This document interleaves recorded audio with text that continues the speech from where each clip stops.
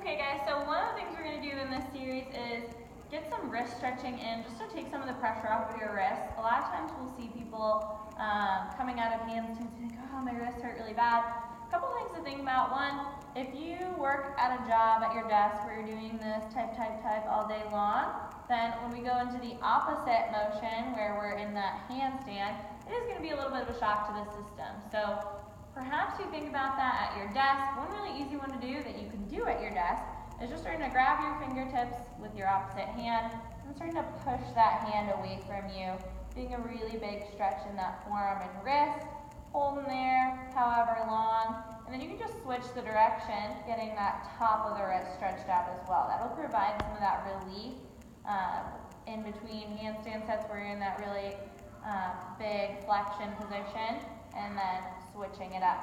And same thing, other side, pushing that hand away from you, and eventually taking it the other way, stretching out the top of the wrist. A couple other ones you can do is in that kneeling position, just turning your fingers back towards you, working on keeping those hands really flat, and then shifting your hips back.